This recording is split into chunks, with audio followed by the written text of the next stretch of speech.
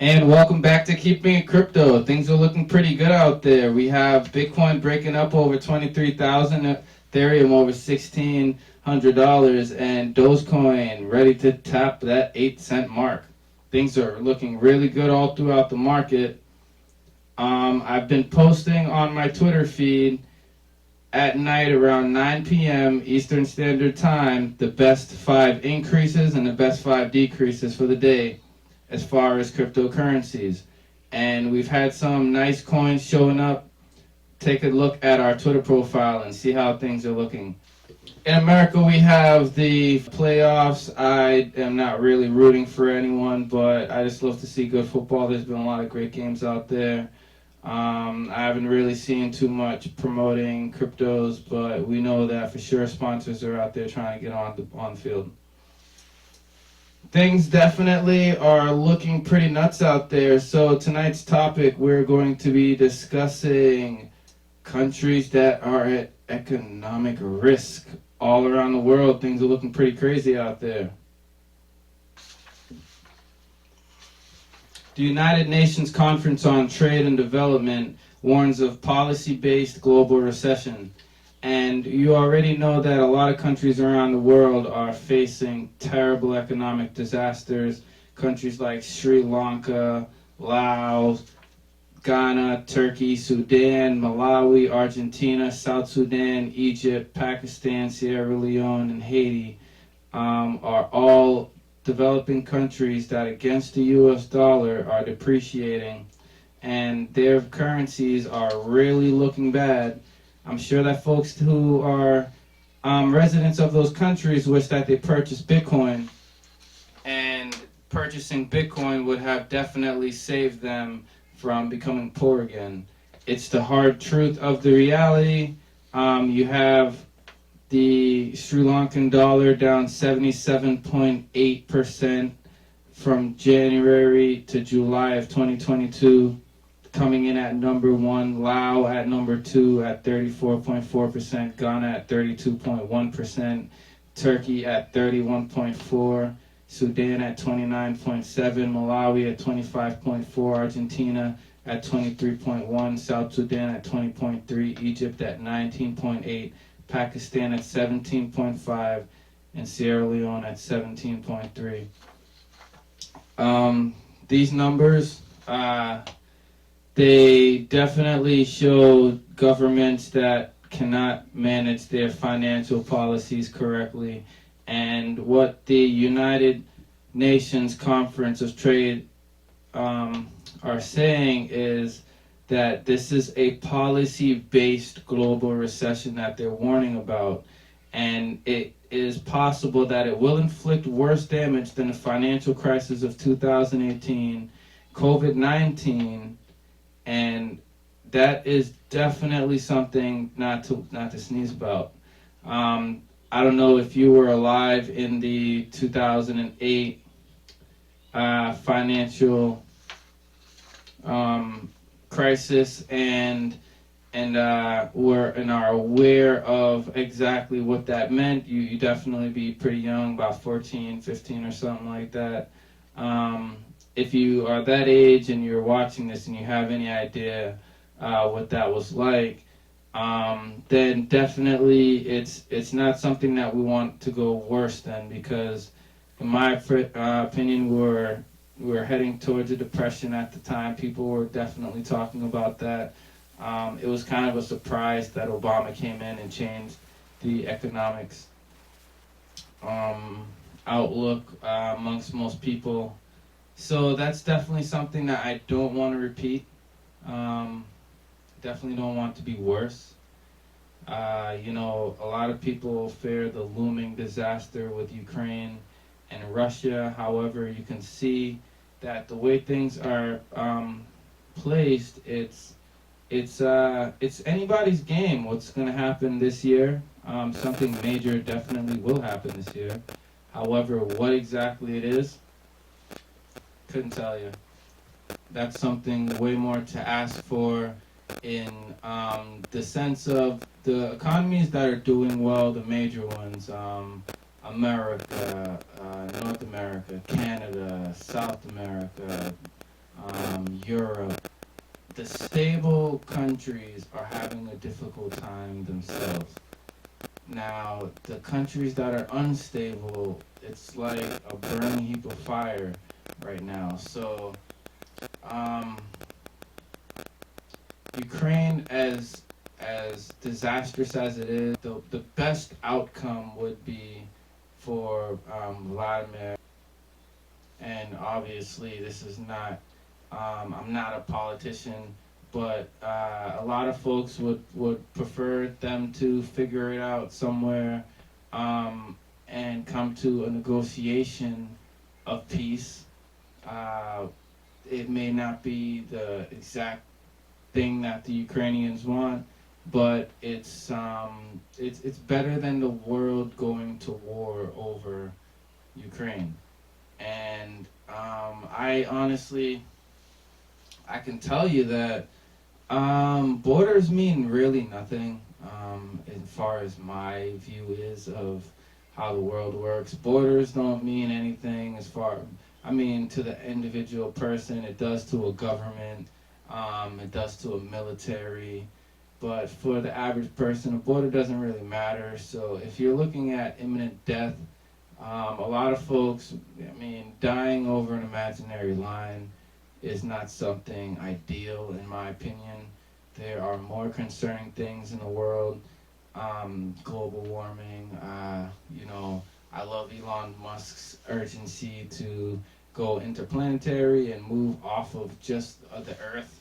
That is definitely a better place for us to put our time and our energies versus shooting 5.56 and 7.62 at each other.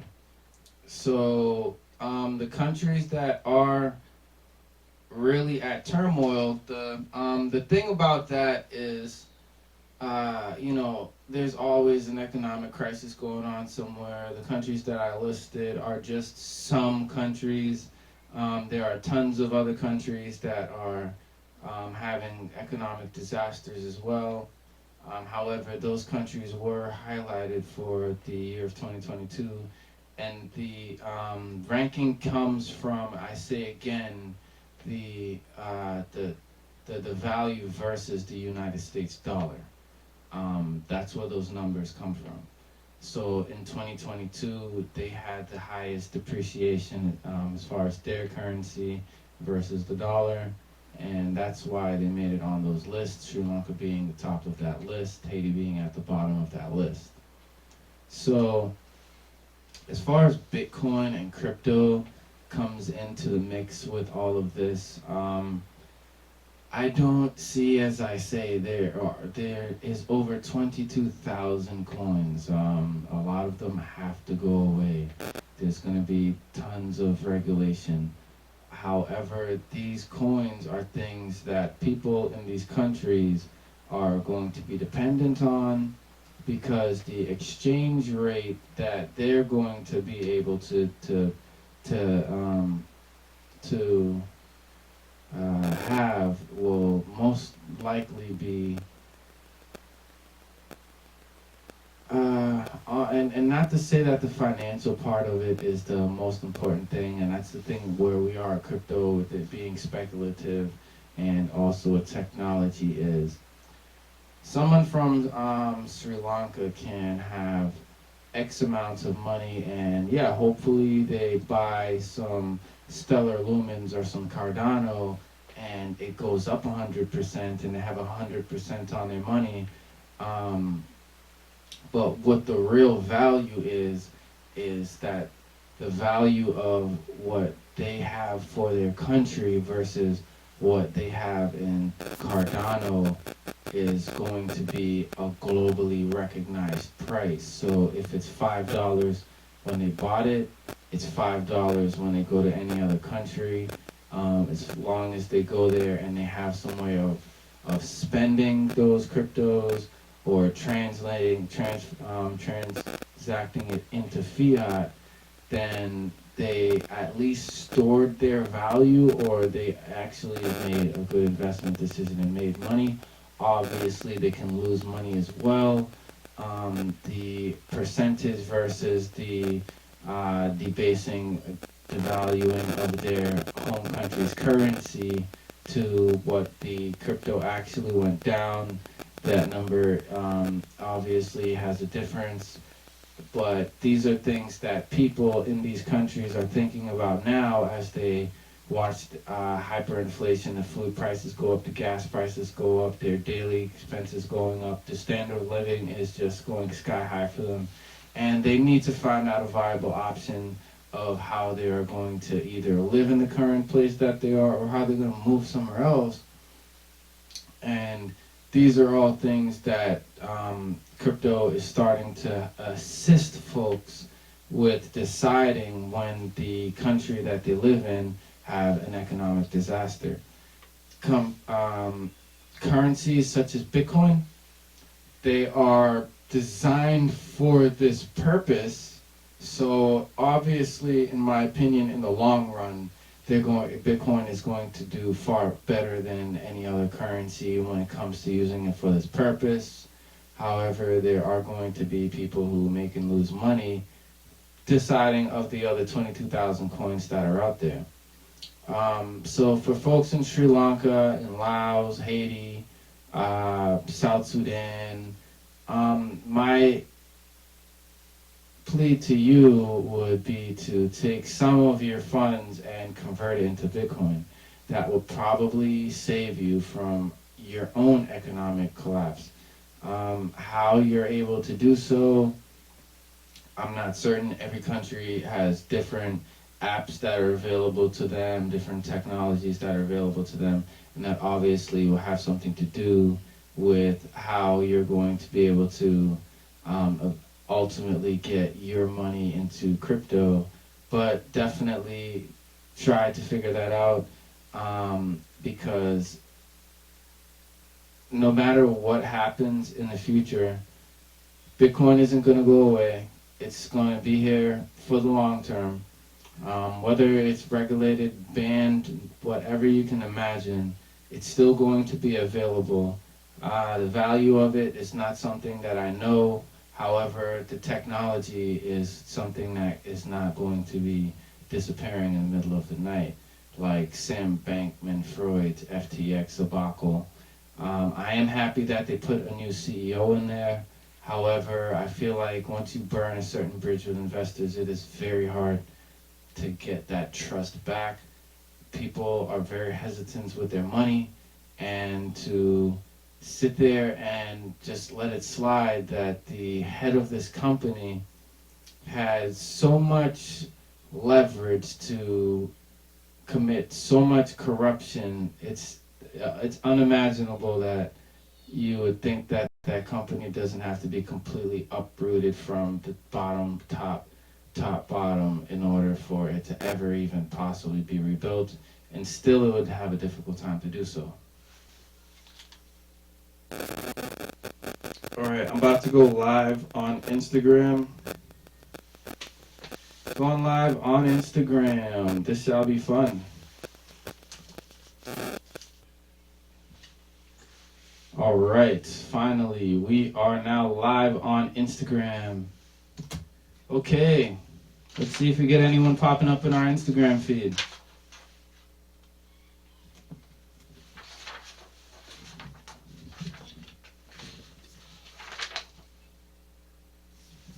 Alright, well, whether or not we have anyone pop up in our live Instagram feed, what we're talking about is the United Nations Conference of Trade are discussing countries that are depreciating in value against the US dollar. And again, that list tops with Sri Lanka and bottoms out with Haiti. But they do warn that there is a looming financial disaster that's coming, and the reason for this is because of economic policies. That is folks like Jerome Powell, central banks, folks who are in ministries of finance, things of that nature. That is who they are saying is the cause of this next economic recession that we're going to be going into, that is being forced because of reasons of inflation. Inflation is what they're trying to get under control, and so because of that, they are forcing an economic recovery through a recession. Now, this is some crazy stuff, but it has a lot to do with why eggs are $10 now when you go to the grocery store. So there are currently 46 developing countries that are severely exposed to multiple economic shocks and another 48 seriously exposed, heightening the threat of a global crisis. So there's almost 200 countries, sovereign countries in the world, okay? So if you're telling me that at least 25% of those countries are in some type of serious economic disaster, that means that at least 50% of them are close to economic disaster, including that previous 25%. So half of the world is at a terrible financial crisis. You have a lot going on with China. China is feeling the pressure of their one-child policy and their aging retirement aged citizens and their young, vibrant citizens at ages that are viable to produce offspring. So pretty much there's a very large gap in age in China, their own undoing of their own population control. So they definitely have that on their plate to think about as they decide whether or not they want to assist Russia with their conquest of Ukraine. So as far as that goes, with China's economy is highly dependent on the U.S. economy. Laos, which is the second country on the list, is highly dependent, having that they neighbor China. They have a very long history with China, a lot of economic relations with China. The Caribbean has a ton of relations with China. China is building a north-south highway through Jamaica. They are funding it. It's over 770, I believe, million US dollars. This is going to be paid for by Jamaicans. Jamaican citizens are going to be paying tolls to use this road, and those tolls for the next 50 years are going to be for China to collect. Also, any businesses that are surrounding this road that travels through the north and south of Jamaica is going to be China's profit as well. That is going to have China redeem the money that they have dished out to assist Jamaica with this major infrastructural development. The infrastructure is going to assist Jamaica in many different ways, as far as the travel time to get from one side of the country to the other. This is going to help with tourism. It's going to help with the economy to grow. A lot of businesses, a lot's going to have to change. And hopefully for the Jamaican people, this turns out to be something that's going to help bring them to modernization. So China has their foot all around the world economically. So it's definitely not looking good. I stick by what I said with us having a difficult 2023 when it comes to stocks and crypto. But as I did say before, I do believe that you're going to see Bitcoin. I do believe that you're going to see Ethereum and Dogecoin continue to rise, while others will rise as well. But the ones that are far down the list that you never heard of are likely going to have a very difficult time securing funds, and you're going to obviously then have a very difficult time securing profits when you are trading those sham type of coins. And I don't really discuss what coins those are, but I do like to say anything below 250, the top ranked 250 You could use CoinMarketCap to search coins, even coins that are in the top 100, CoinGecko, to look for coins as well. But if it's not at least in the first top 250, I really doubt at this point that the project is going to be around for the next year or two. The dot-com bubble happened over the span of, 3-4 years or something of that nature. I do believe that the crypto bubble is going to happen a lot faster than the dot-com bubble. The dot-com bubble really had... There's a lot of companies that came out of the dot-com bubble, like eBay and stuff like that, AOL. But even those companies actually did not outlast to be the top company. So you could see in the future something else come and take out, I doubt something will come and take out Bitcoin, but Bitcoin, Ethereum, or anything else that's down the top, you could see it possibly getting taken out in the future. Who knows what's going to happen, but I do believe for at least the foreseeable future that is not going to be the case.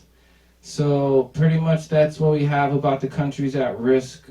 Every country is at risk when you want to talk about World War III. However, you want to keep an eye on the countries that are much further along with their economic issues, because those are the countries that are going to fall first, and you want to keep an eye on what's going on in those countries financially, to kind of have more of an idea of where we are as a global economy at Q1, Q2, Q3, and Q4 of 2023. Thanks for stopping by. Anyone in the live feed, we're going to end the live feed on Instagram. If you are watching on YouTube, definitely drop by on our Instagram, give a follow. If you are on Twitter, check us out on Twitter as well, Keeping It Crypto, and see what we have going on there. I do try to promote what coins are the top 5 and top for the day. Those are to help you kind of see what is going on as far as like a current event for the market, because every day there's going to be something different than when you just open up the app and you only look at the top 10, the top 15, the top 25. When you actually see what off of the entire crypto market is at the top and what is at the bottom, you're going to see coins that you are not familiar with. And that's the point here, is to get you familiar with what you're not familiar with if you are looking to trade, because although there are going to be coins that are going away, there are times where you will be able to find those gems like Saya coin and other coins that will make it and will definitely make folks a lot of money. So those on the Instagram, take care, have a good night. So Genesis has filed for bankruptcy protection. For a moment I thought that they were talking about Gemini. Gemini is the crypto exchange that's ran by the Winklevoss twins. I believe they've done a great job with that exchange. It's actually my favorite exchange. So I love Gemini, Kraken, Coinbase definitely comes at the bottom of my list. But that's because I had an issue with an ATM, and it was kind of comical to me that Coinbase couldn't solve that problem in a shorter amount of time. But for the most part, Coinbase is very solid. They have a great exchange. They do have a customer service that they answer the phone, and that is actually a gem these days, to be able to get a human on the phone and talk about what's going on with your funds in a respectable amount of time. So hats off to Coinbase for at least being able to respond in due time. But as you can see with these exchanges, I definitely want to tap on Ledger wallets, cold storage, taking your crypto into your own hands, being responsible for your funds. Now, it sounds daunting, but it's something that you need to actually um, do. You need to respect that the world is evolving and that you cannot continue to think that things are going to be the way that they were for hundreds of years. Things must change, things will change, things do change, and things have changed. So, it may be different where you live. I know a country like St. Vincent, prices may go up a little bit, but it's not the worst thing in the world. It's not hard to walk places, always great weather. There's fruit trees and food all around the place and things to farm and go fishing and stuff like that. So, economic crisis, food shortages don't seem as crazy to someone in St. Vincent and the Grenadines than it may seem to someone in China, where they're having tremendous water shortages and difficulty with their food supply. And, there's so much going on because they have so much more people and so much more landmass. But, I mean, these are just things that happen. The school systems don't really talk about these things, but that's why I'm here on Keeping It Crypto. What I'm trying to do is to just have casual discussions about current events, and the current financial events are turmoil all around the world. People are trying to withdraw money from banks. They can't withdraw the money from banks. People are trying to feed their family on less and less. The quality of the food is going down.